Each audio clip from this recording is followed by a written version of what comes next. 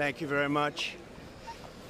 Madam Speaker, Mr. Vice President, members of Congress, the First Lady of the United States,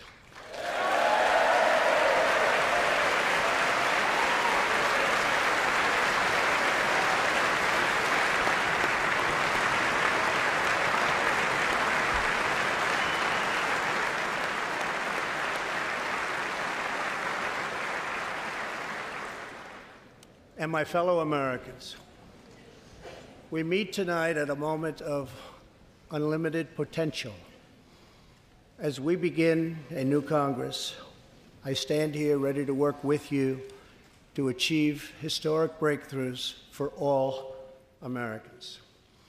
Millions of our fellow citizens are watching us now gathered in this great chamber, hoping that we will govern not as two parties, but as one nation.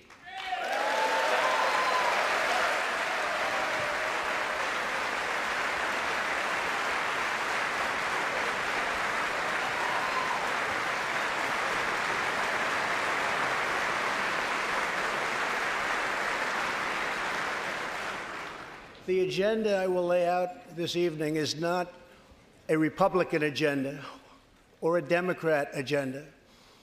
It's the agenda of the American people. Many of us have campaigned on the same core promises to defend American jobs and demand fair trade for American workers, to rebuild and revitalize our nation's infrastructure, to reduce the price of health care and prescription drugs, to create an immigration system that is safe, lawful, modern, and secure, and to pursue a foreign policy that puts America's interest first.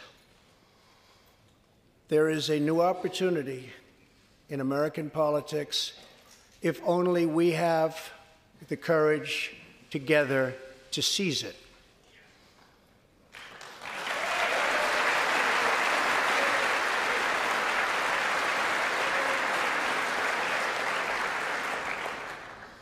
Victory is not winning for our party. Victory is winning for our country.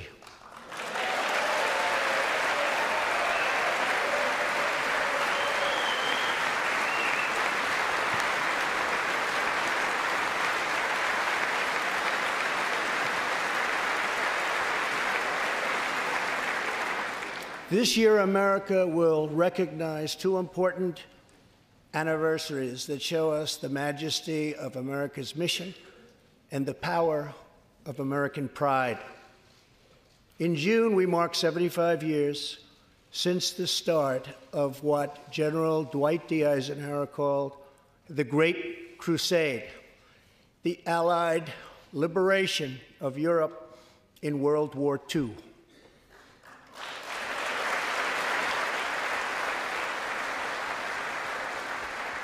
On D-Day, June 6, 1944, 15,000 young American men jumped from the sky, and 60,000 more stormed in from the sea to save our civilization from tyranny. Here with us tonight are three of those incredible heroes. Private First Class Joseph Riley, Staff Sergeant Irving Locker, and Sergeant Herman Zaitchik. Please.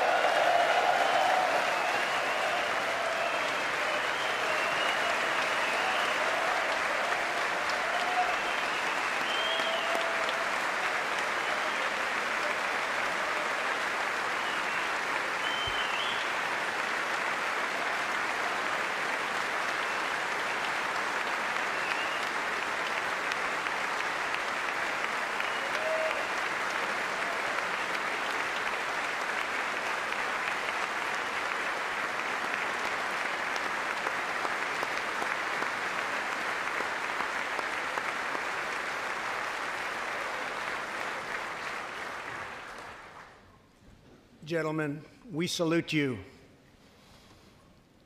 In 2019, we also celebrate 50 years since brave young pilots flew 250,000 miles through space to plant the American flag on the face of the moon. Half a century later, we are joined by one of the Apollo 11 astronauts who planted that flag, Buzz Aldrin.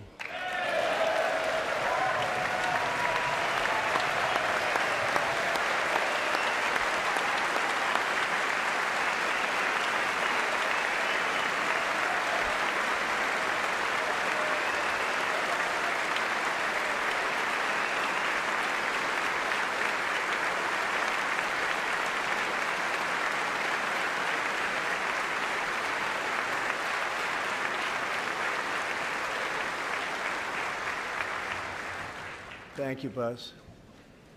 This year, American astronauts will go back to space on American rockets.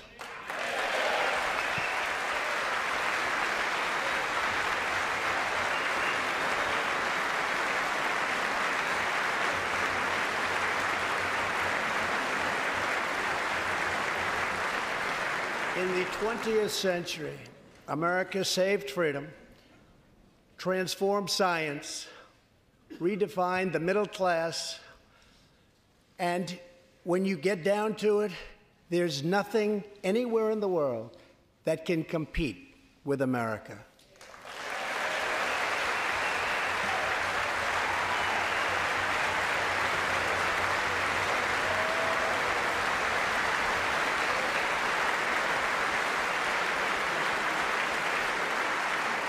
Now we must step boldly and bravely into the next chapter of this great American adventure. And we must create a new standard of living for the 21st century. An amazing quality of life for all of our citizens is within reach. We can make our community safer, our families stronger, our culture richer, our faith deeper, and our middle class bigger and more prosperous than ever before.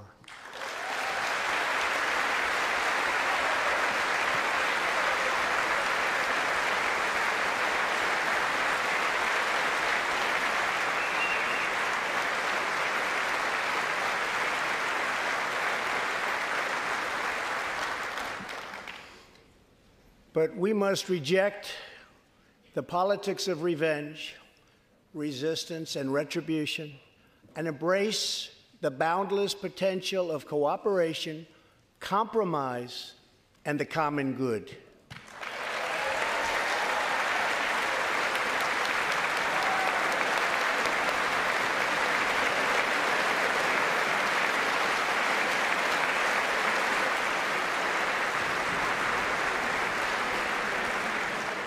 Together, we can break decades of political stalemate.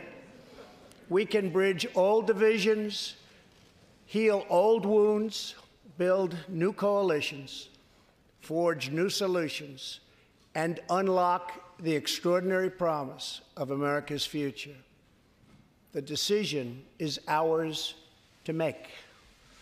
We must choose between greatness or gridlock, results or resistance, vision or vengeance, incredible progress or pointless destruction. Tonight, I ask you to choose greatness.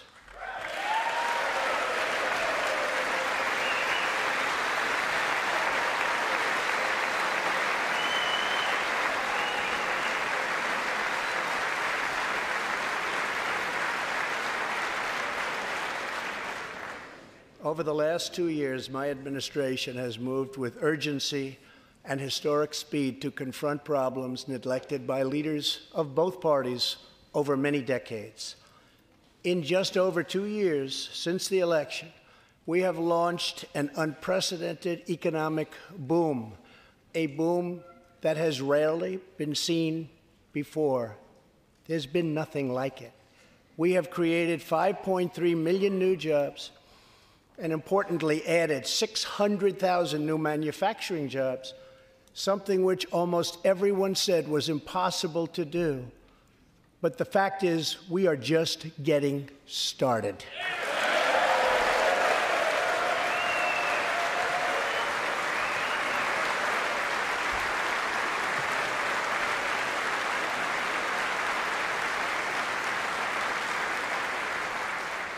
Wages are rising at the fastest pace in decades and growing for blue-collar workers who I promised to fight for. They're growing faster than anyone else thought possible. Nearly 5 million Americans have been lifted off food stamps.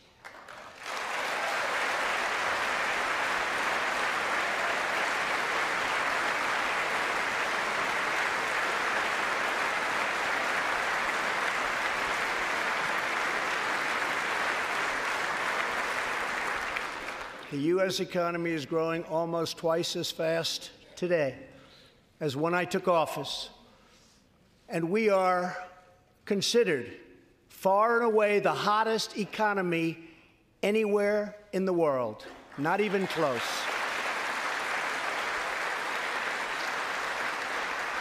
Unemployment has reached the lowest rate in over half a century.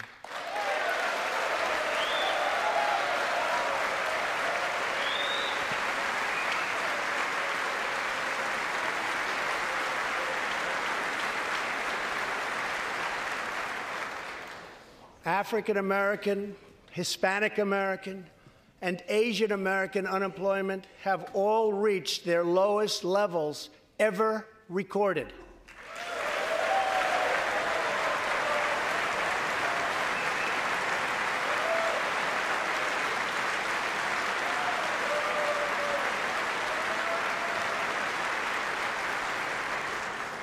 Unemployment for Americans with disabilities has also reached an all-time low.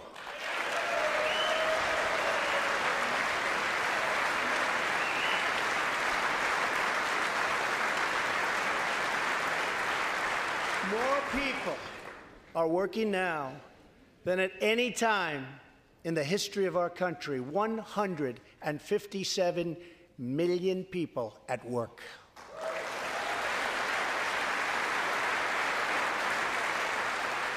We passed a massive tax cut for working families and doubled the child tax credit.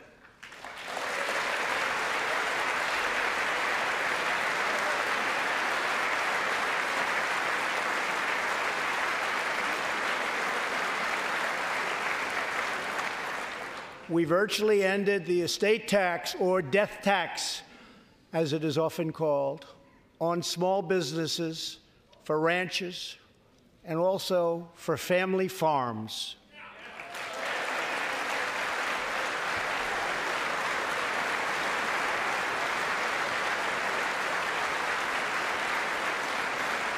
We eliminated the very unpopular Obamacare individual mandate penalty.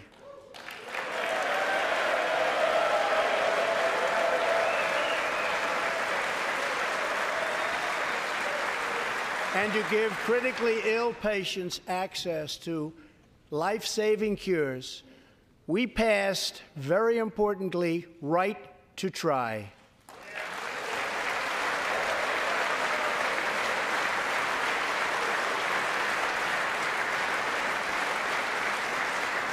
My administration has cut more regulations in a short period of time than any other administration during its entire tenure.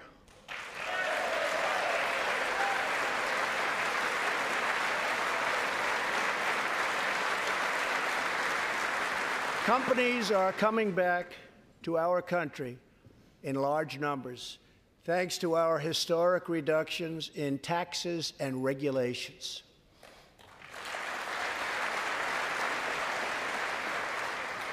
And we have unleashed a revolution in American energy. The United States is now the #1 producer of oil and natural gas anywhere in the world.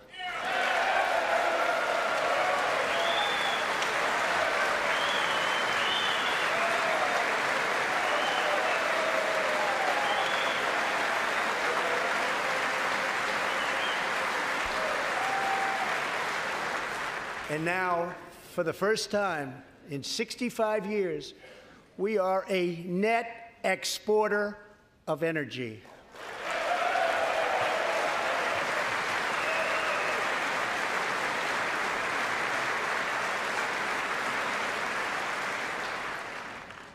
After 24 months of rapid progress, our economy is the envy of the world. Our military is the most powerful on earth by far. And America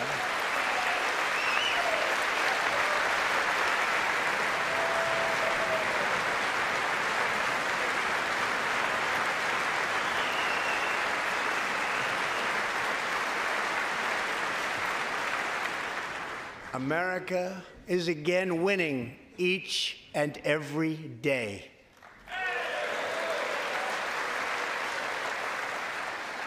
Members of Congress, the state of our union is strong.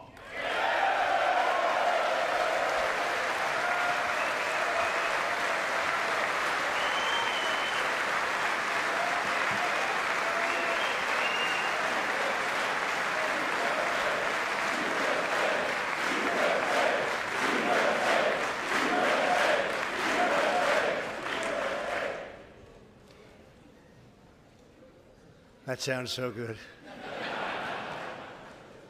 Our country is vibrant, and our economy is thriving like never before. On Friday, it was announced that we added another 304,000 jobs last month alone, almost double the number expected.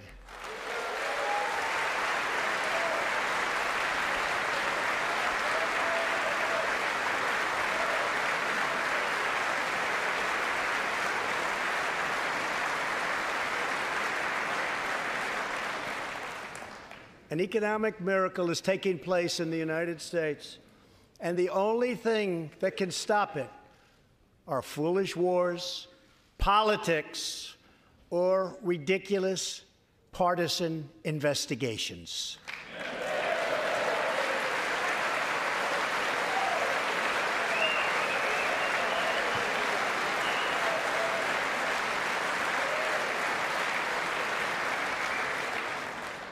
If there is going to be peace and legislation, there cannot be war and investigation.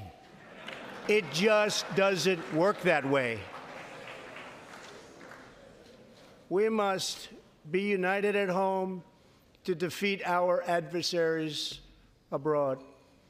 This new era of cooperation can start with finally confirming the more than 300 highly qualified nominees who are still stuck in the Senate, in some cases years and years waiting.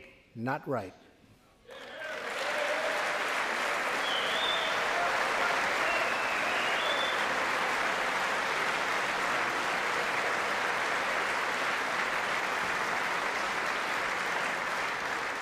The Senate has failed to act on these nominations, which is unfair to the nominees and very unfair to our country. Now is the time for bipartisan action. Believe it or not, we have already proven that that's possible. In the last Congress, both parties came together to pass unprecedented legislation to confront the opioid crisis, a sweeping new farm bill, historic VA reforms, and after 4 decades of rejection, we passed VA accountability so that we can finally terminate those who mistreat our wonderful veterans.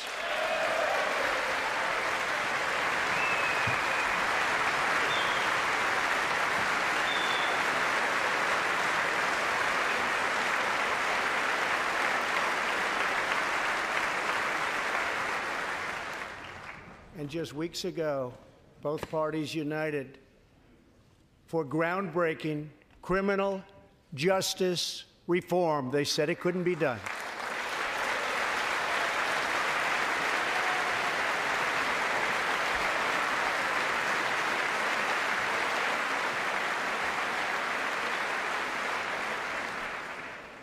Last year, I heard through friends the story of Alice Johnson.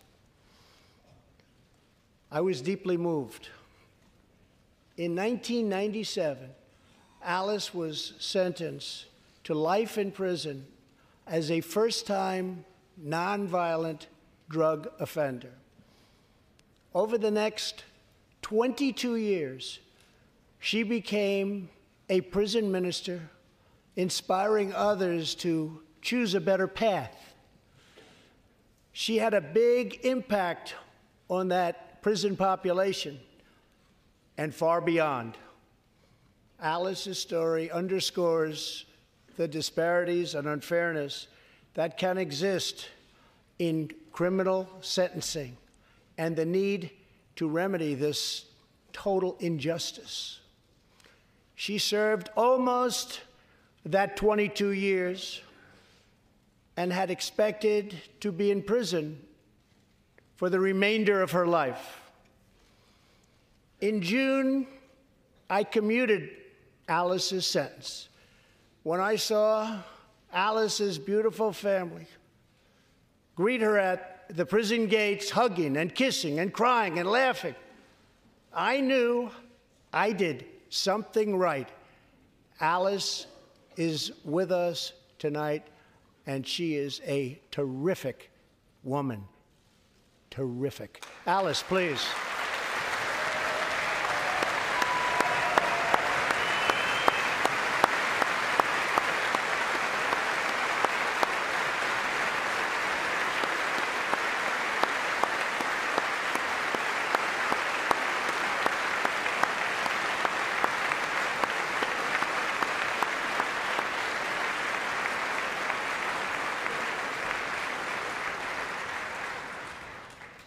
Alice, thank you for reminding us that we always have the power to shape our own destiny. Thank you very much, Alice. Thank you very much.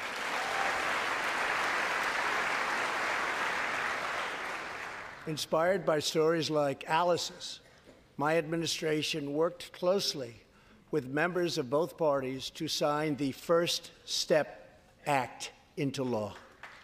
Big deal. It's a big deal.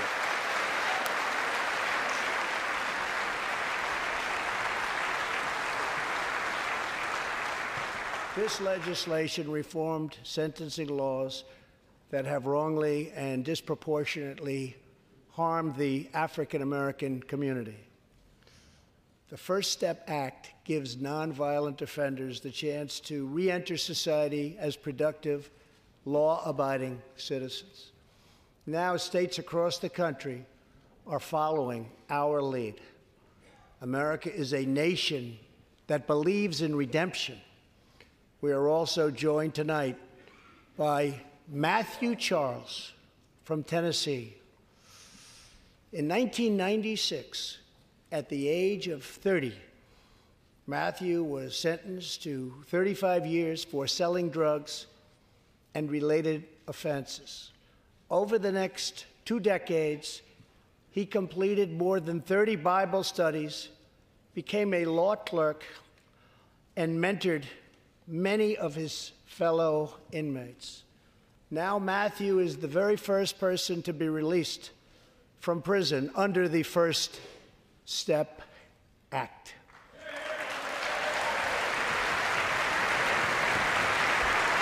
Matthew, please.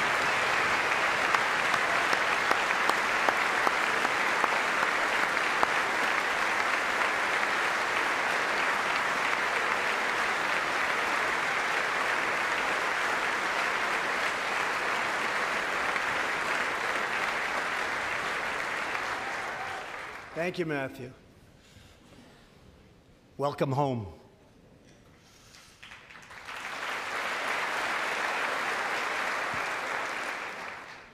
Now, Republicans and Democrats must join forces again to confront an urgent national crisis. Congress has 10 days left to pass a bill that will fund our government, protect our homeland, and secure our very dangerous southern border. Now is the time for Congress to show the world that America is committed to ending illegal immigration and putting the ruthless coyotes, cartels, drug dealers, and human traffickers out of business.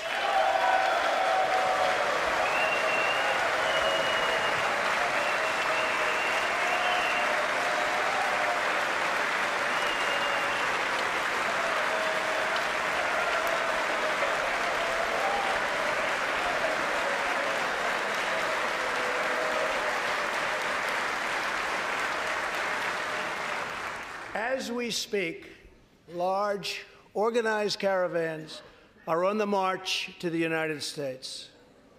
We have just heard that Mexican cities, in order to remove the illegal immigrants from their communities, are getting trucks and buses to bring them up to our country in areas where there is little border protection.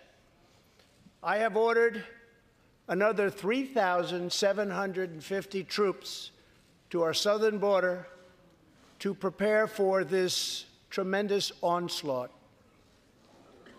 This is a moral issue. The lawless state of our southern border is a threat to the safety, security, and financial well-being of all America. We have a moral duty to create an immigration system that protects the lives and jobs of our citizens. This includes our obligation to the millions of immigrants living here today who followed the rules and respected our laws. Legal immigrants enrich our nation and strengthen our society in countless ways.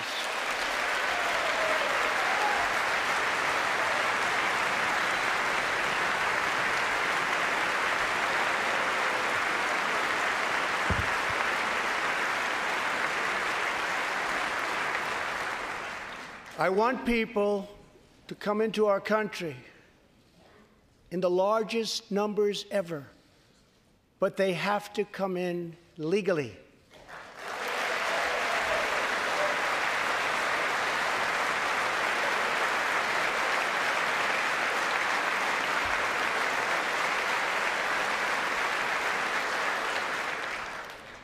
Tonight, I am asking you to defend our very dangerous southern border out of love and devotion to our fellow citizens and to our country.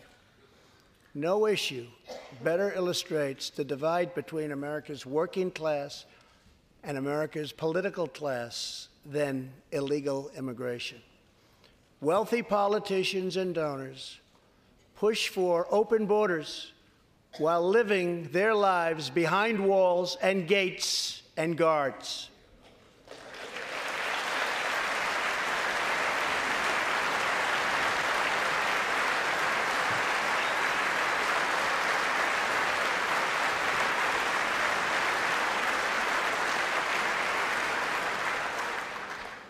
Meanwhile, working-class Americans are left to pay the price for mass illegal immigration. Reduced jobs, lower wages, overburdened schools, hospitals that are so crowded you can't get in, increased crime, and a depleted social safety net. Tolerance for illegal immigration is not compassionate. It is actually very cruel.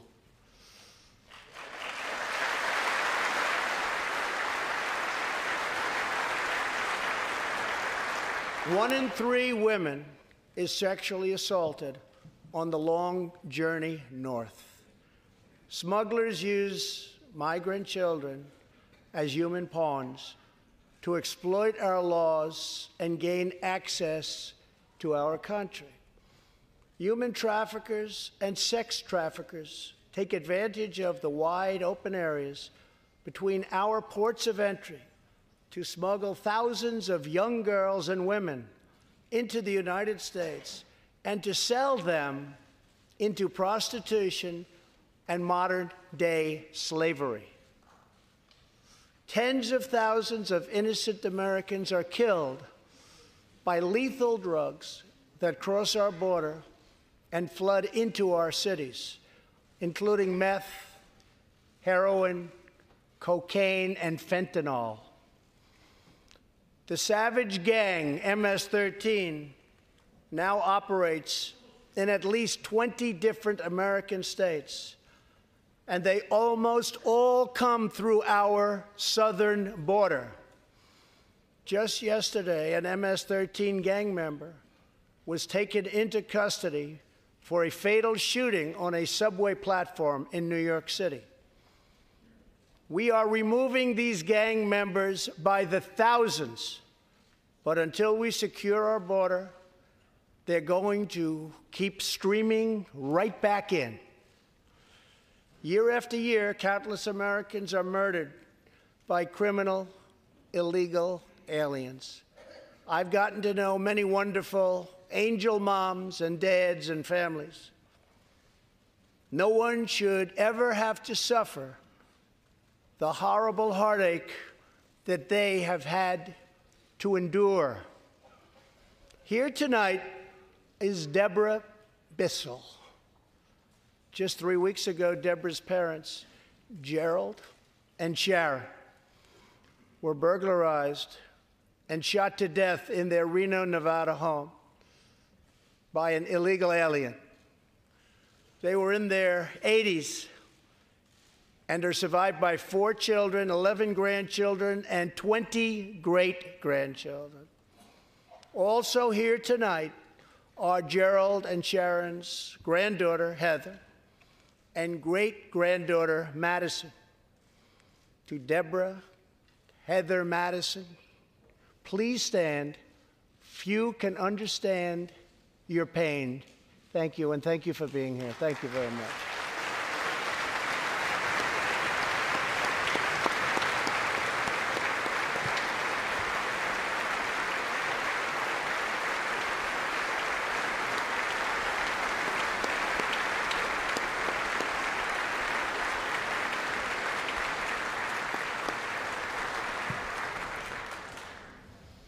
I will never forget, and I will fight for the memory of Gerald and Sharon, that it should never happen again.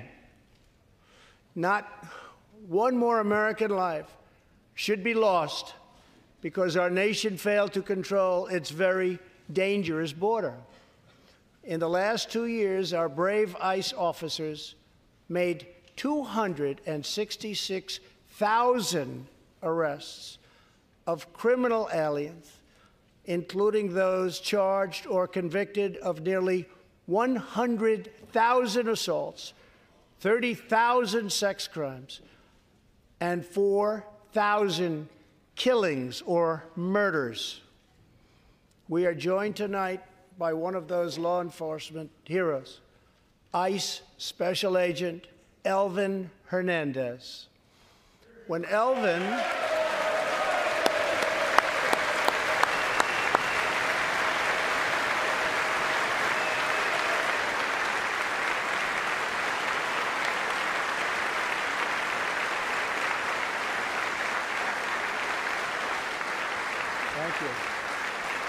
When Elvin was a boy, he and his family legally immigrated to the United States from the Dominican Republic. At the age of 8, Elvin told his dad he wanted to become a special agent. Today, he leads investigations into the scourge of international sex trafficking. Elvin says that if I can make sure these young girls get their justice, I've really done my job. Thanks to his work and that of his incredible colleagues, more than 300 women and girls have been rescued from the horror of this terrible situation, and more than 1,500 sadistic traffickers have been put behind bars.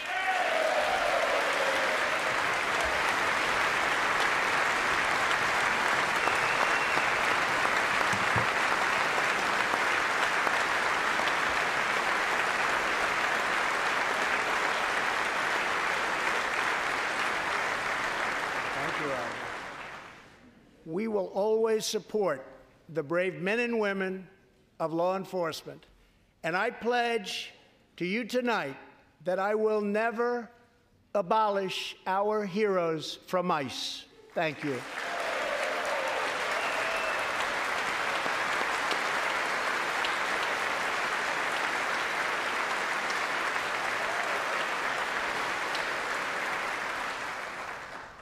My administration has sent to Congress a common-sense proposal to end the crisis on the southern border. It includes humanitarian assistance, more law enforcement, drug detection at our ports, closing loopholes that enable child smuggling, and plans for a new physical barrier or wall to secure the vast areas between our ports of entry. In the past, most of the people in this room voted for a wall, but the proper wall never got built. I will get it built.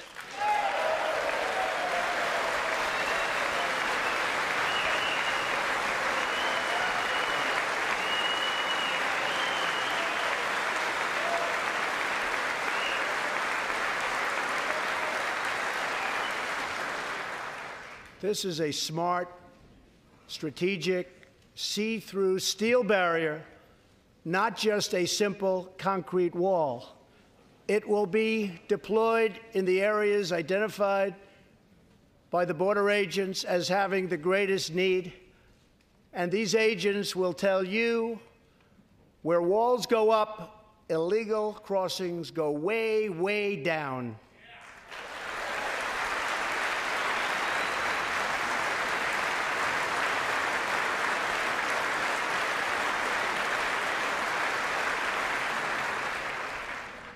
San Diego used to have the most illegal border crossings in our country.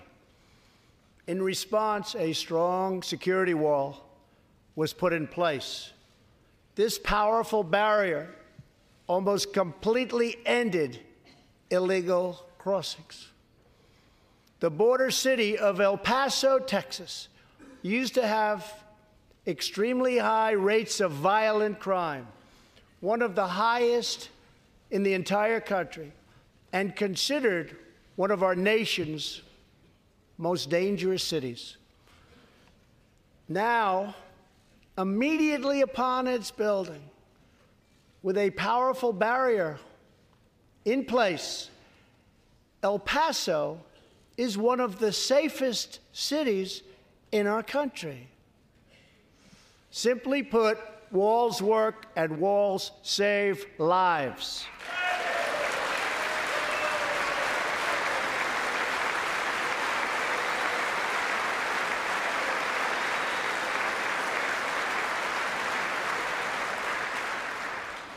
So let's work together, compromise, and reach a deal that will truly make America safe.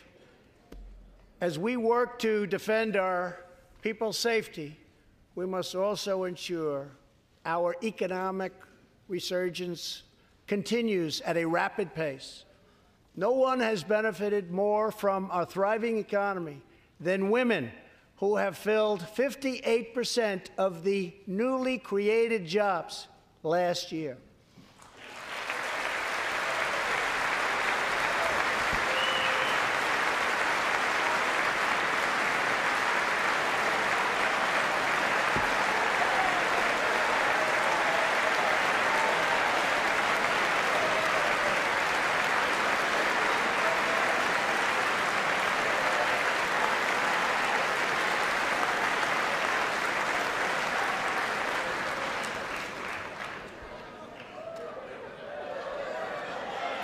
You weren't supposed to do that. Thank you very much. Thank you very much. All Americans can be proud that we have more women in the workforce than ever before.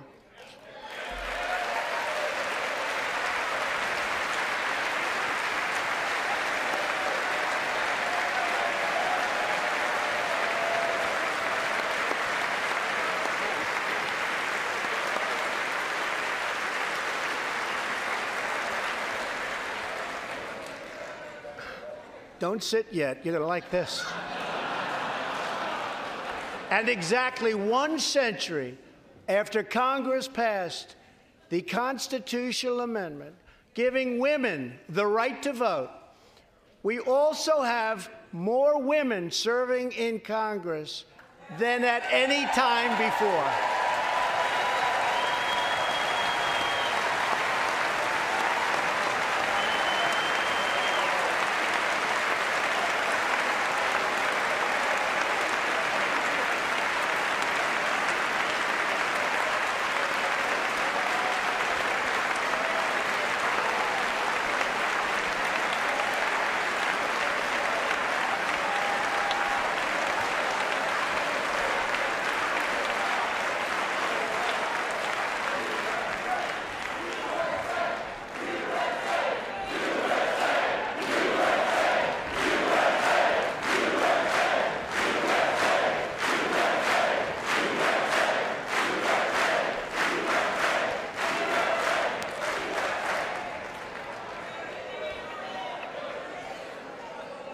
That's great. Very great. And congratulations. That's great. As part of our commitment to improving opportunity for women everywhere, this Thursday, we are launching the first ever government-wide initiative focused on economic empowerment for women in developing countries. To build on, thank you. To build on our incredible economic success, one priority is paramount: reversing decades of calamitous trade policies. So bad. We are now making it clear to China that after years of targeting our industries and stealing our intellectual property, the theft of American jobs and wealth has come to an end.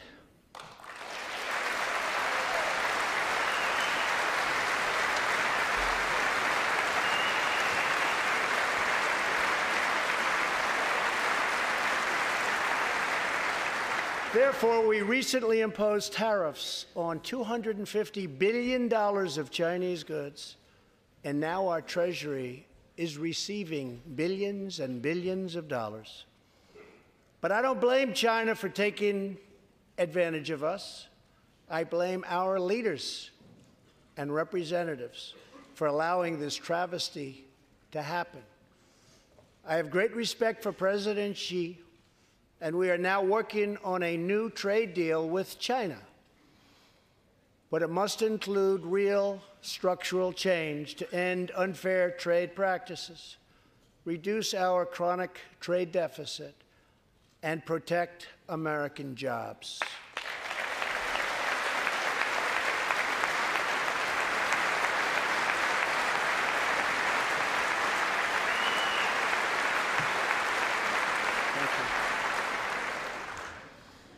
Another historic trade blunder was the catastrophe known as NAFTA. I have met the men and women of Michigan, Ohio, Pennsylvania, Indiana, New Hampshire, and many other states whose dreams were shattered by the signing of NAFTA. For years, politicians promised them they would renegotiate for a better deal. But no one ever tried until now. Our new U.S.-Mexico-Canada agreement, the USMCA, will replace NAFTA and deliver for American workers like they haven't had delivered to for a long time. I hope you can pass the USMCA into law so that we can bring back our manufacturing jobs in even greater numbers, expand American agriculture, protect intellectual property, and ensure that more cars are proudly stamped with our 4 beautiful words: Made in the USA.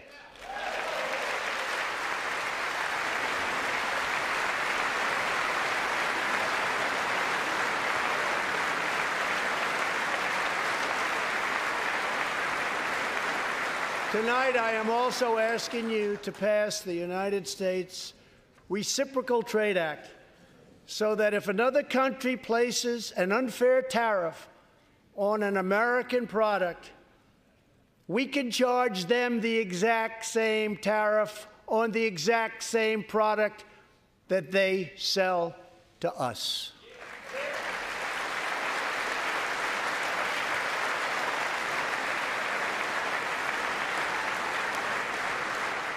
Both parties should be able to unite for a great rebuilding of America's crumbling infrastructure.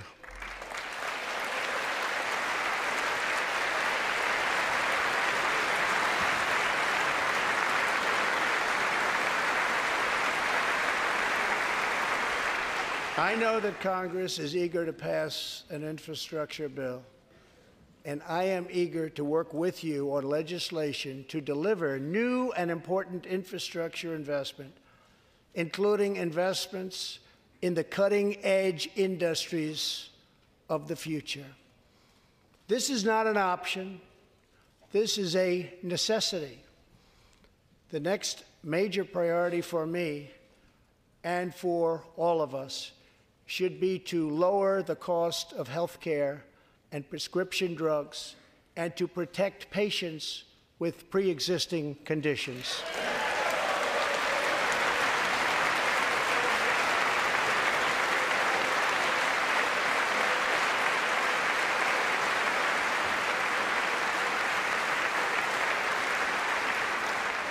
Already as a result of my administration's efforts in 2018, drug prices experienced their single largest decline in 46 years.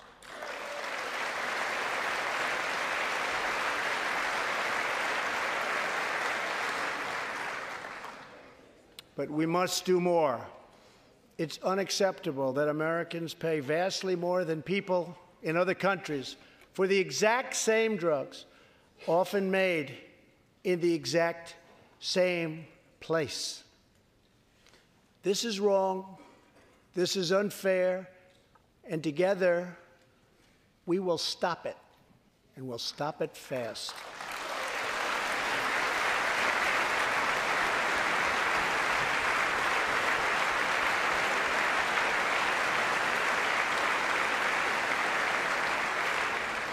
I am asking Congress to pass legislation that finally takes on the problem of global freeloading and delivers fairness and price transparency for American patients, finally.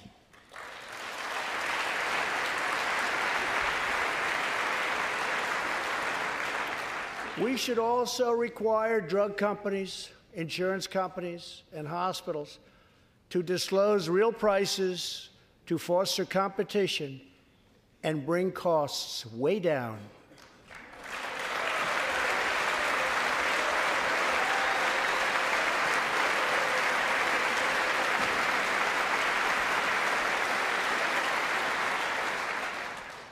No force in history has done more to advance the human condition than American freedom.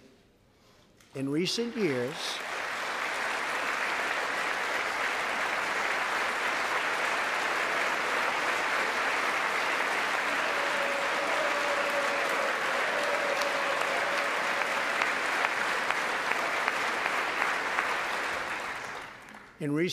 we have made remarkable progress in the fight against HIV and AIDS. Scientific breakthroughs have brought a once distant dream within reach. My budget will ask Democrats and Republicans to make the needed commitment to eliminate the HIV epidemic in the United States within 10 years. We have made incredible strides, incredible.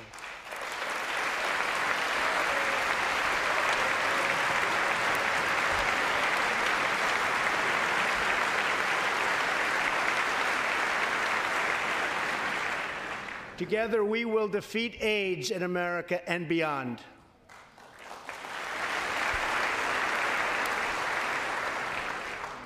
Tonight, I am also asking you to join me in another fight that all Americans can get behind, the fight against childhood cancer.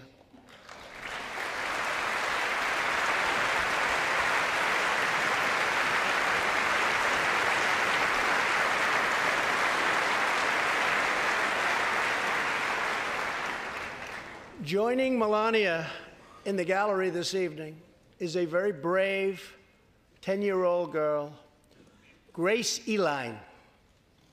Every birthday,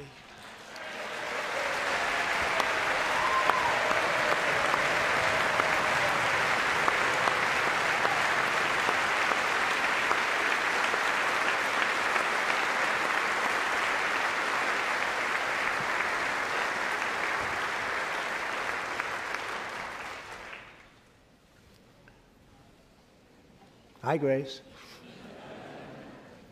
Every birthday since she was 4, Grace asked her friends to donate to St. Jude's Children's Hospital. She did not know that one day she might be a patient herself. That's what happened. Last year, Grace was diagnosed with brain cancer. Immediately, she began radiation treatment. At the same time, she rallied her community and raised more than $40,000 for the fight against cancer.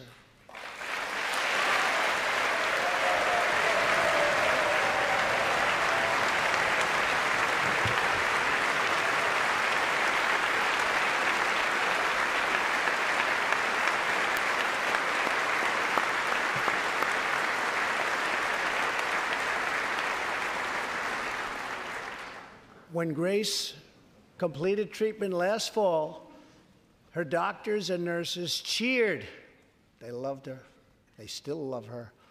With tears in their eyes as she hung up a poster that read, "Last day of chemo."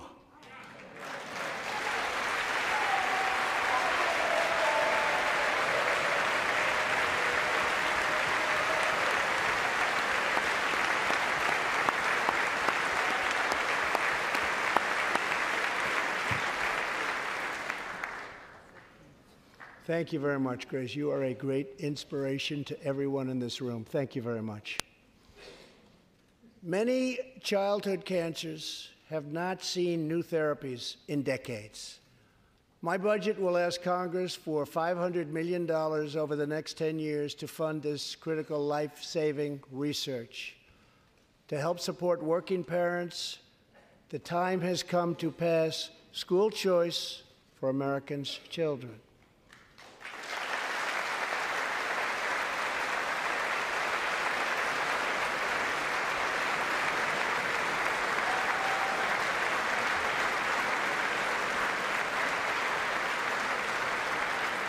I am also proud to be the first president to include in my budget a plan for nationwide paid family leave so that every new parent has the chance to bond with their newborn child.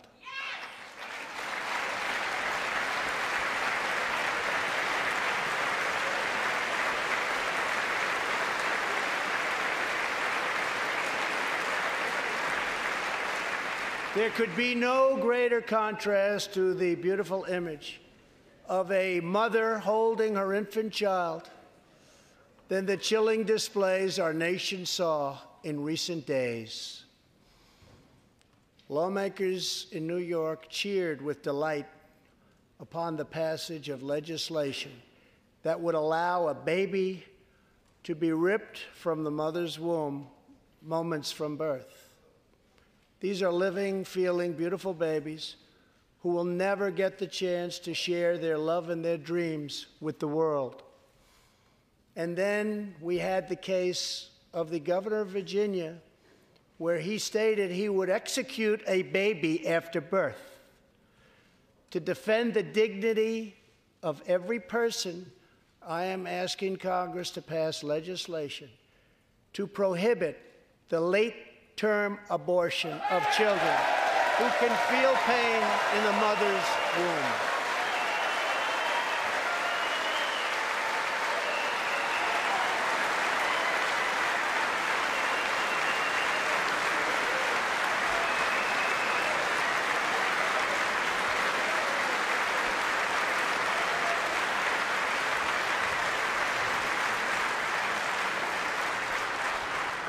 Let us work together to build a culture that cherishes innocent life.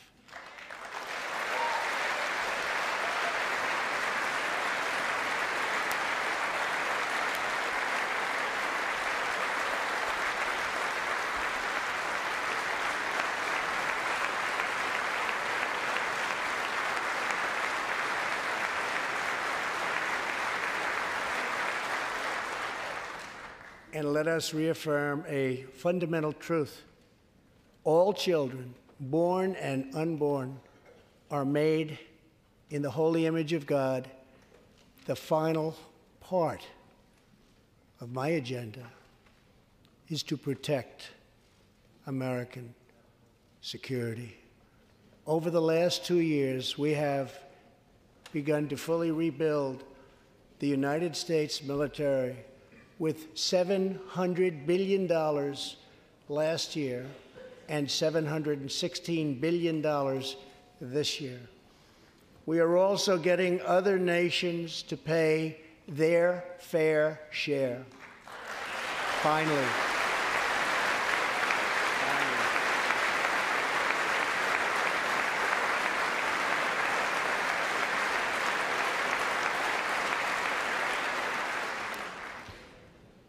For years, the United States was being treated very unfairly by friends of ours, members of NATO. But now we have secured, over the last couple of years, more than $100 billion of increase in defense spending from our NATO allies. They said it couldn't be done.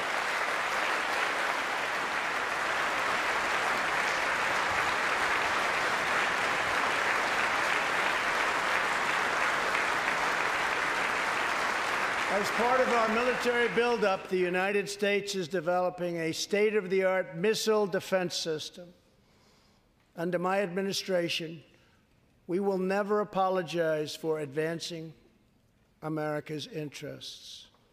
For example, decades ago, the United States entered into a treaty with Russia in which we agreed to limit and reduce our missile capability. While we followed the agreement and the rules to the letter, Russia repeatedly violated its terms. It's been going on for many years.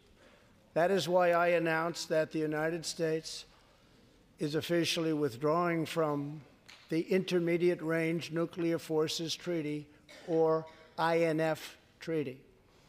Perhaps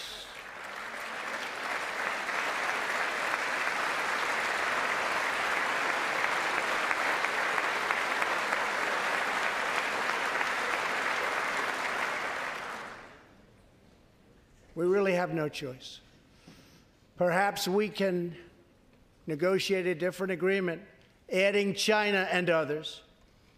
Or perhaps we can't, in which case we will outspend and out-innovate all others by far.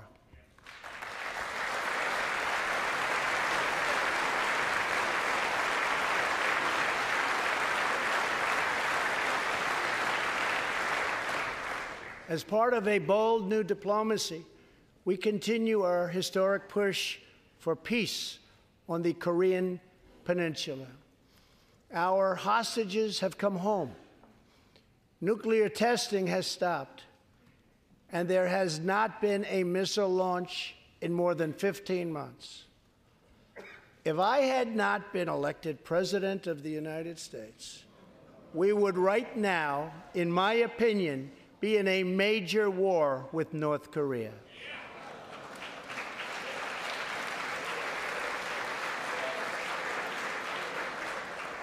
Much work remains to be done, but my relationship with Kim Jong-un is a good one. Chairman Kim and I will meet again on February 27th and 28th in Vietnam.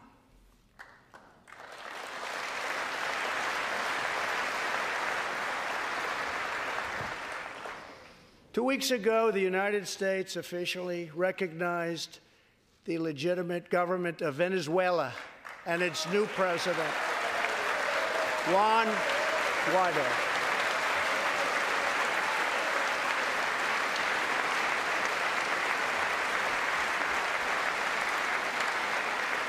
We stand with the Venezuelan people in their noble quest for freedom, and we condemn the brutality of the Maduro regime, whose socialist policies have turned that nation from being the wealthiest in South America into a state of abject poverty and despair.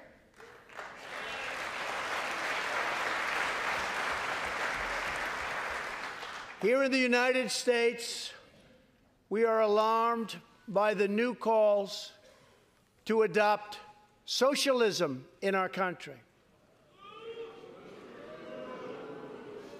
America was founded on liberty and independence, and not government coercion, domination, and control. We are born free, and we will stay free.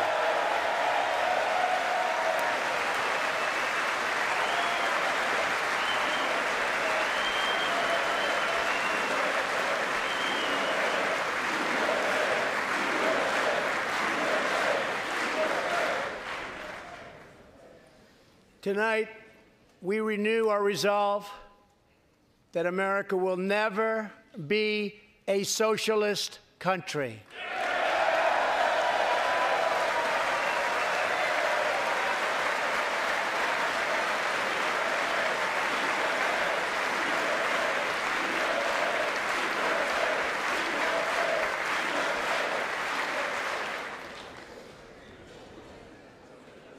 One of the most complex set of challenges we face and have for many years is in the Middle East.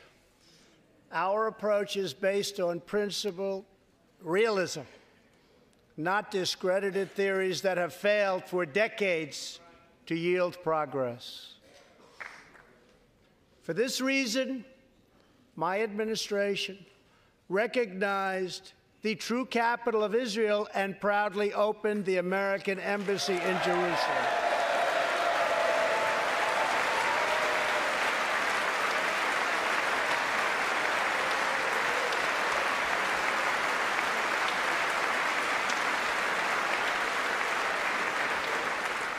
Our brave troops have now been fighting in the Middle East for almost 19 years.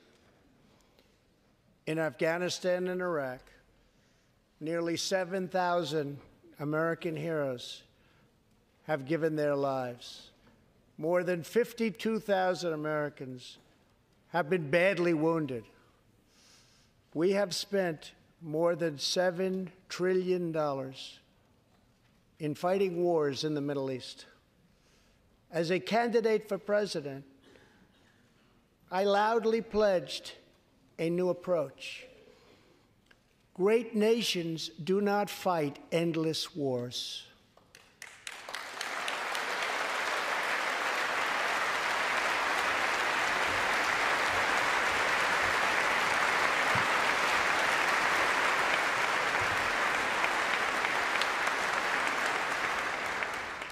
When I took office, ISIS controlled more than 20,000 square miles in Iraq and Syria just 2 years ago. Today, we have liberated virtually all of the territory from the grip of these bloodthirsty monsters.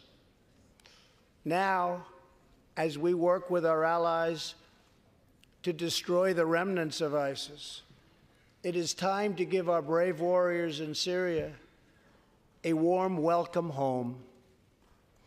I have also accelerated our negotiations to reach, if possible, a political settlement in Afghanistan. The opposing side is also very happy to be negotiating. Our troops have fought with unmatched valor, and thanks to their bravery, we are now able to pursue a possible political solution to this long and bloody conflict.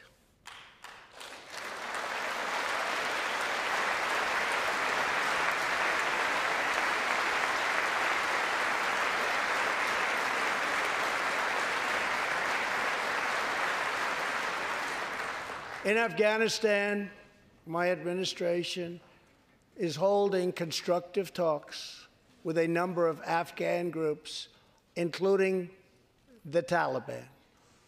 As we make progress in these negotiations, we will be able to reduce our troops' presence and focus on counterterrorism, and we will indeed focus on counterterrorism. We do not know whether we'll achieve an agreement, but we do know that after 2 decades of war, the hour has come to at least try for peace, and the other side would like to do the same thing. It's time.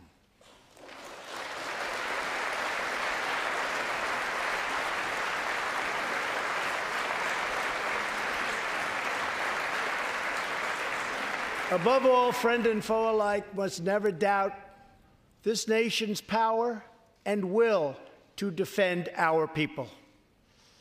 18 years ago, violent terrorists attacked the USS Cole, and last month, American forces killed one of the leaders of that attack.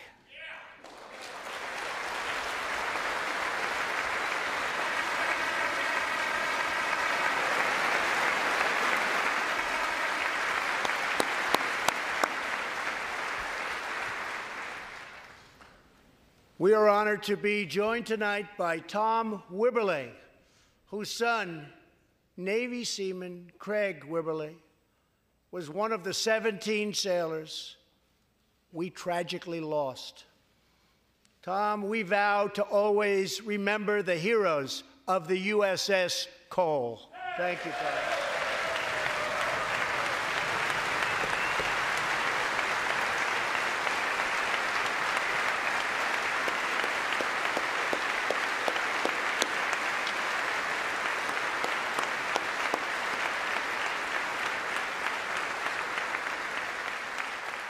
My administration has acted decisively to confront the world's leading state sponsor of terror, the radical regime in Iran.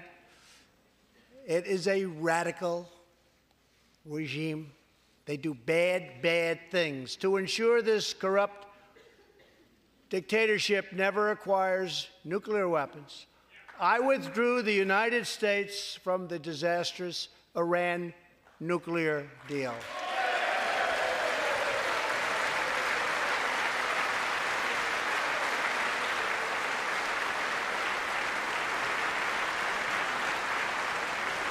And last fall, we put in place the toughest sanctions ever imposed by us on a country. We will not avert our eyes from a regime that chants death to America and threatens genocide against the Jewish people.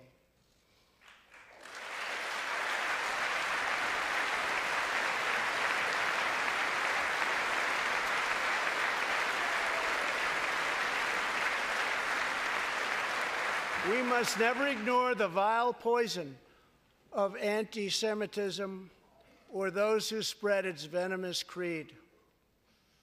With one voice, we must confront this hatred anywhere and everywhere it occurs. Just months ago, 11 Jewish Americans were viciously murdered in an anti-Semitic attack on the Tree of Life Synagogue in Pittsburgh. SWAT officer Timothy Matson raced into the gunfire and was shot 7 times chasing down the killer, and he was very successful. Timothy has just had his 12th surgery, and he's going in for many more.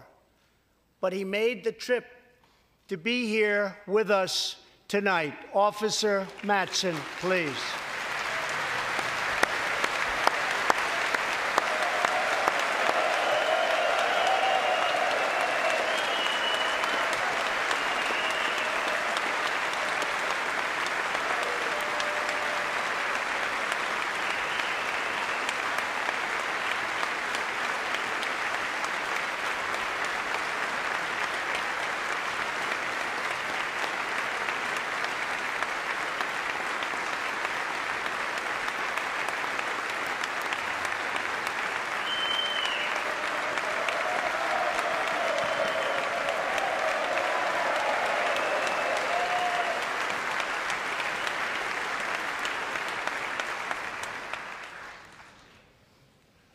Thank you. We are forever grateful. Thank you very much. Tonight, we are also joined by Pittsburgh survivor, Judah Samet. He arrived at the synagogue as the massacre began. But not only did Judah narrowly escape death last fall, more than 7 decades ago, he narrowly survived the Nazi concentration camps. Today is Judah's 81st birthday.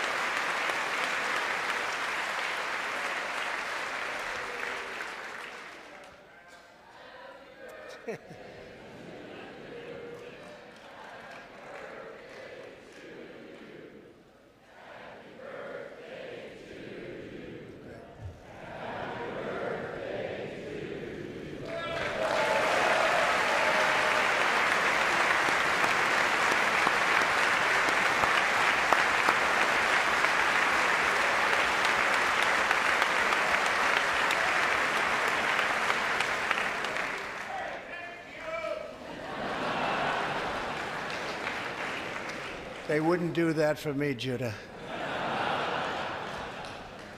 Judah says he can still remember the exact moment nearly 75 years ago, after 10 months in a concentration camp, when he and his family were put on a train and told they were going to another camp. Suddenly, the train screeched to a very strong halt. A soldier appeared. Judah's family braced for the absolute worst. Then his father cried out with joy, "It's the Americans! It's the Americans!"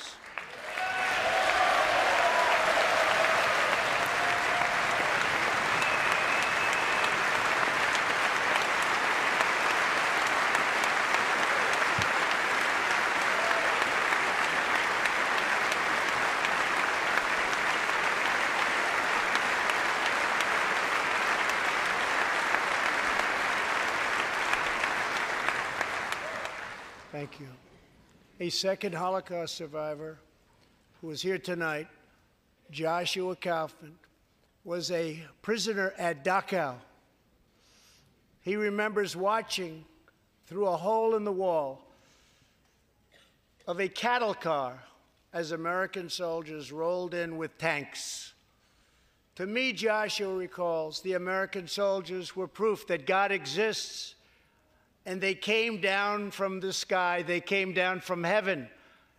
I began this evening by honoring 3 soldiers who fought on D-Day in the Second World War. One of them was Herman Zaitchik. But there is more to Herman's story. A year after he stormed the beaches of Normandy, Herman was one of the American soldiers who helped liberate Dachau.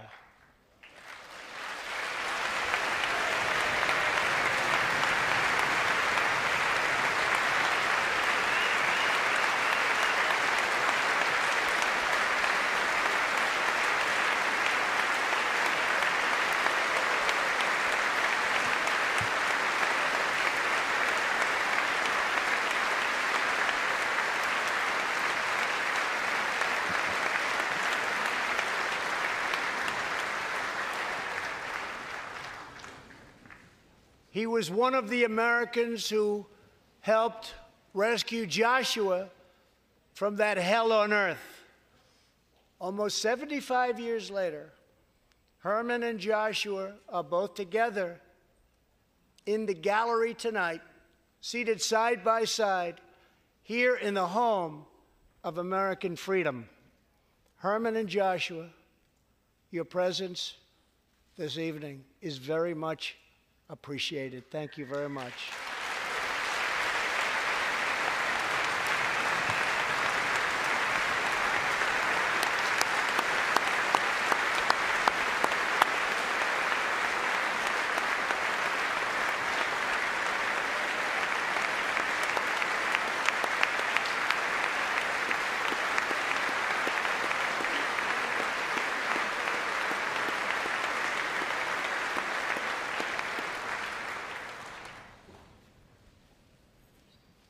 Thank you. When American soldiers set out beneath the dark skies over the English Channel in the early hours of D-Day 1944, they were just young men of 18 and 19 hurtling on fragile landing craft toward the most momentous battle in the history of war. They did not know if they would survive the hour. They did not know if they would grow old, but they knew that America had to prevail. Their cause was this nation and generations yet unborn. Why did they do it? They did it for America. They did it for us. Everything that has come since our triumph over communism, our giant leaps of science and discovery, our unrivaled progress towards equality and justice, all of it is possible thanks to the blood and tears and courage and vision of the Americans who came before. Think of this Capitol. Think of this very chamber where lawmakers before you voted to end slavery, to build the railroads and the highways, and defeat fascism, to secure civil rights, and to face down evil empires. Here tonight, we have legislators from across this magnificent republic. You have come from the rocky shores of Maine and the volcanic peaks of Hawaii, from the snowy woods of Wisconsin and the red deserts of Arizona, from the green farms of Kentucky and the golden beaches of California. Together, we represent the most extraordinary nation in all of history. What will we do with this moment? How will we be remembered? I ask the men and women of this Congress, look at the opportunities before us. Our most thrilling achievements are still ahead. Our most exciting journeys still await. Our biggest victories are still to come. We have not yet begun to dream. We must choose whether we are defined by our differences or whether we dare to transcend them. We must choose whether we squander our great inheritance or whether we proudly declare that we are Americans. We do the incredible. We defy the impossible. We conquer the unknown. This is the time to reignite the American imagination. This is the time to search for the tallest summit and set our sights on the brightest star. This is the time to rekindle the bonds of love and loyalty and memory that link us together as citizens, as neighbors, as patriots. This is our future, our fate, and our choice to make. I am asking you to choose greatness. No matter the trials we face, no matter the challenges to come, we must go forward together. We must keep America first in our hearts. We must keep freedom alive in our souls. And we must always keep faith in America's destiny. That one nation, under God, must be the hope and the promise and the light and the glory among all the nations of the world. Thank you, God bless you, and God bless America. Thank you very much. Thank you.